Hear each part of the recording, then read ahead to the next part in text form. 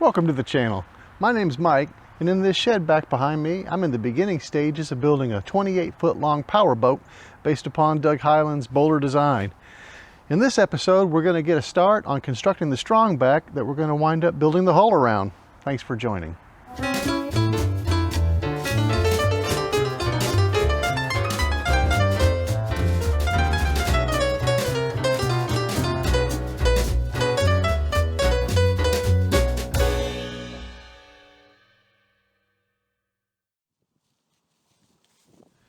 While that fellow gets a start on cutting out some parts for today's work, I want to take a couple minutes and explain the plan that I've come up with for constructing the Strongback. For those of you that might not be familiar with some of the terminology, all the Strongback really is the basic frame of the building jig that the station molds are attached to and the hull is then built around. The plans themselves really don't contain any details or information about how the building jig is supposed to be set up, other than how far apart the stations need to be set when it's finished.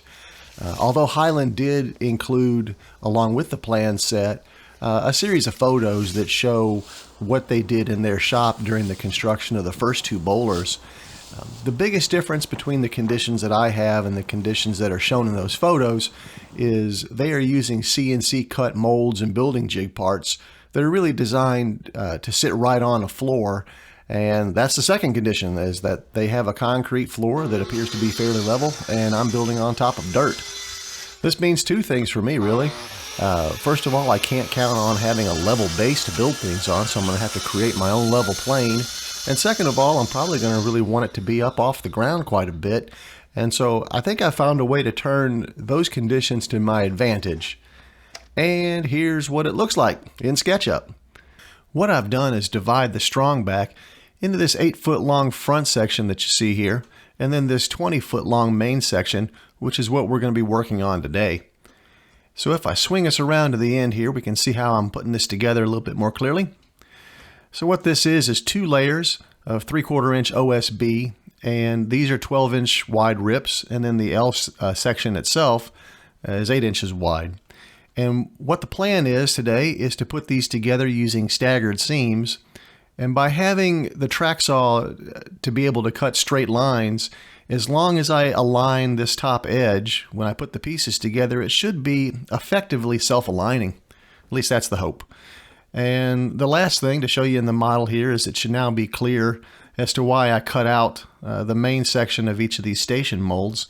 It did wind up saving me a little bit of material as far as the plywood itself, but mainly it facilitated being able to put these Strongback sides in this position right here, which I think is going to have the added benefit of putting the rigidity of the structure really close to the places where I'm going to be attaching the wood.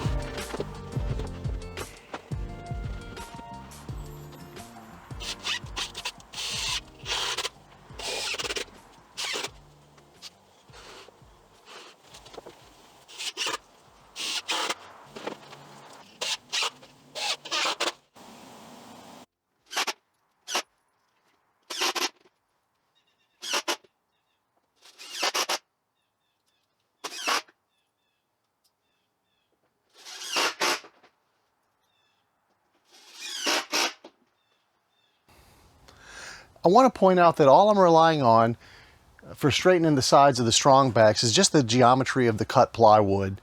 When I was screwing the L section to the main sides, that straightened most everything except for, of course, where the L section has a splice. So all I'm doing is scabbing in these smaller pieces and making sure it's held tight.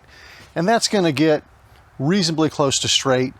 And once the Strongback's set up and the forms start going on, it's going to become obvious why I'm not going to spend any more time trying to get this perfect right now. There's adjustability built into the system.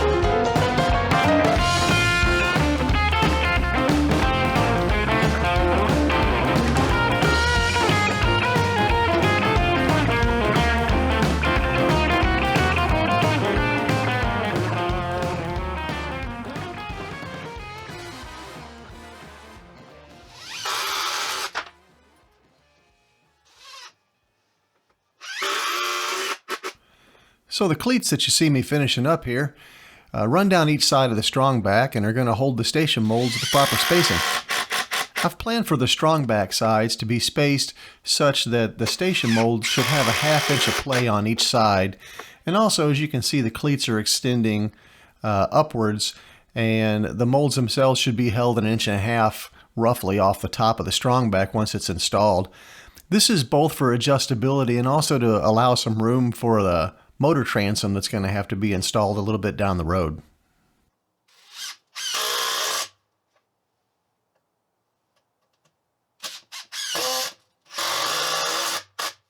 While I finished up getting the cleats mounted to the Strongback, Megan went ahead and took care of the last task out in the boat shed for the day, screwing together the 2x4 sections that are going to form the Strongback legs.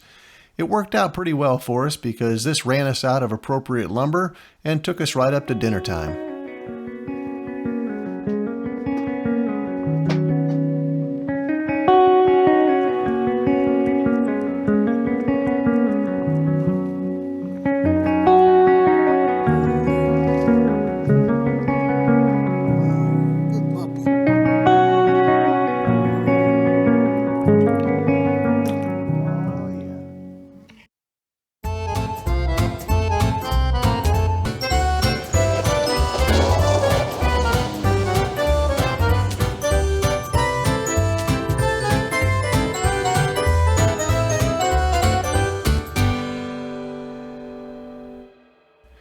Now that we're freshly resupplied, I get a chance to spend the afternoon doing one of my favorite things, and that's working alongside Megan.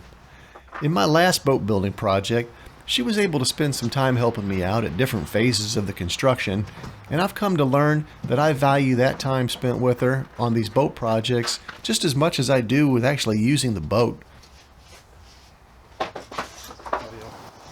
All right.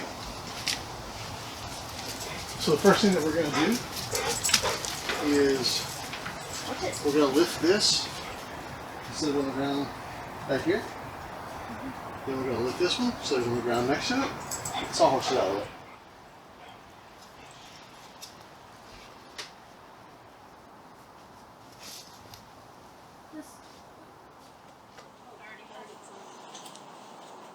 Oh, hold it, actually. Let's put legs on this one first. No. Legs. No.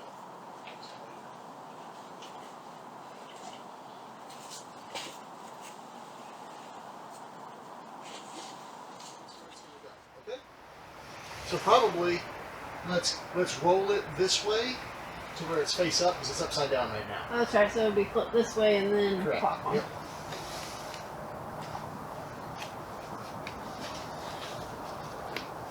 There you go. Up. Oh.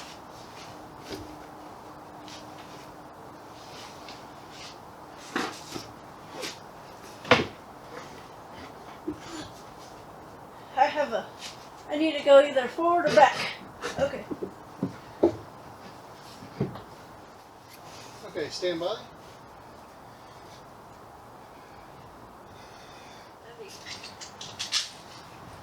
Yep, that's why I'm not wanting to do this on my own. Look how straight it is though. Sight down this.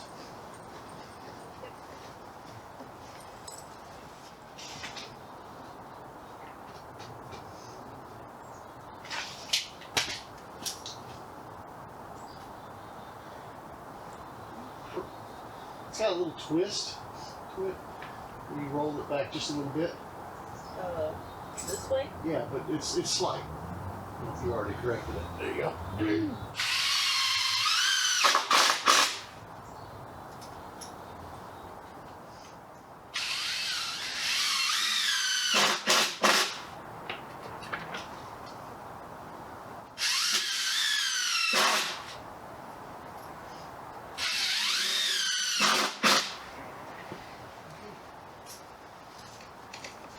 Yeah, that would be a beast.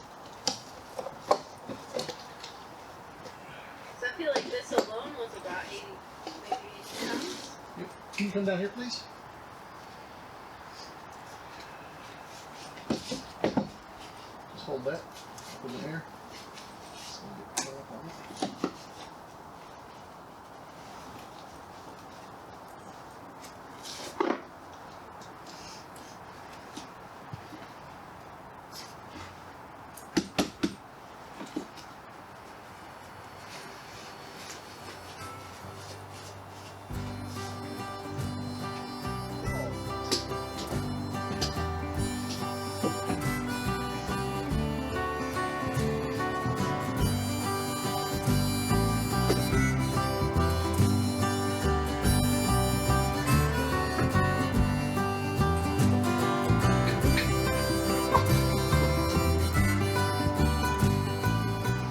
So once we have it up in place,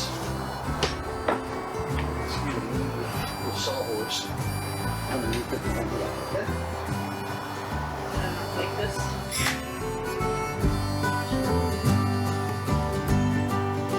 Ready? All right, I got it.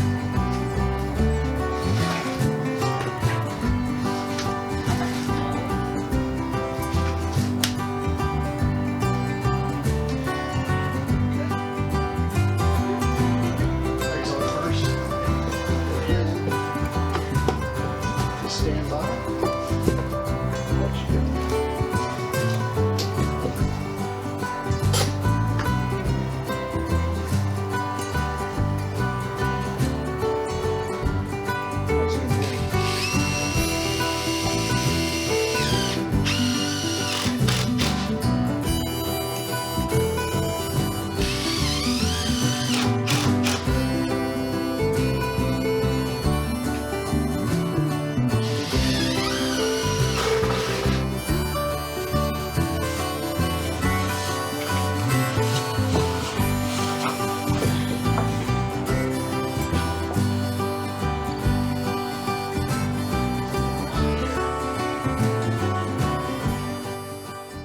These long 2x4s you see us putting on the ground are going to wind up forming a set of skids that we're going to use when the time comes to turn the boat over.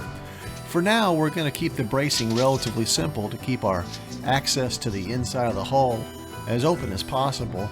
But once the time comes, we'll reinforce all this so that we can hook onto it with either a tractor or a truck and pull the whole thing right out into the front yard for turning over.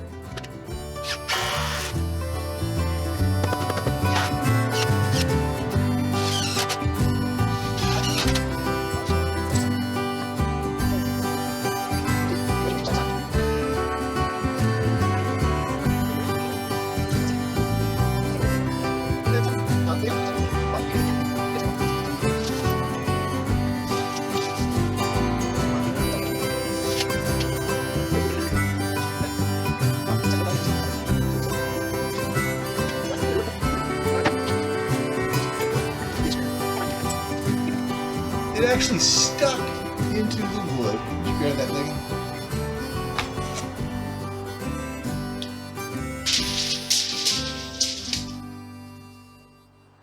Okay. This is the high point, this corner over here. So we'll come down here. You're just going to help me with this corner right here.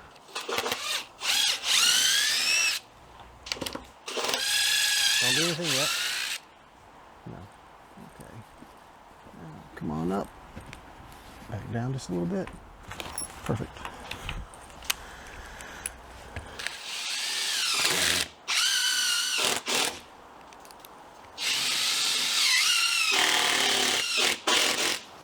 So where's that one? We're a little low. Okay. Screws out. That's what this is. Ready for the weight. There it is. Okay. Hold right there.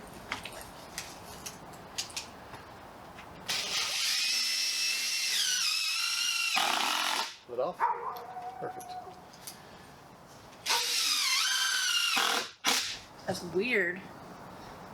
Oh, the ground is higher. That's why I didn't really worry about what the ground was.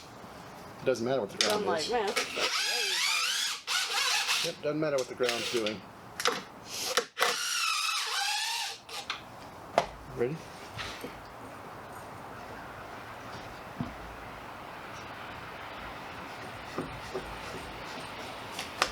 Beautiful.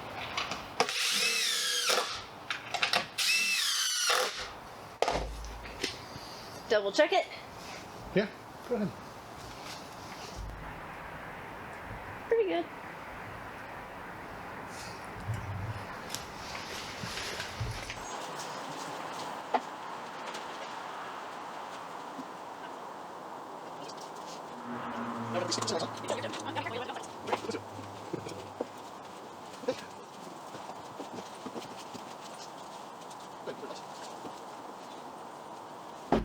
So we'll be able to put some downward on there. Okay, you want to help me a little bit? Yes, I need to pull it up. Yeah, would you do that, please?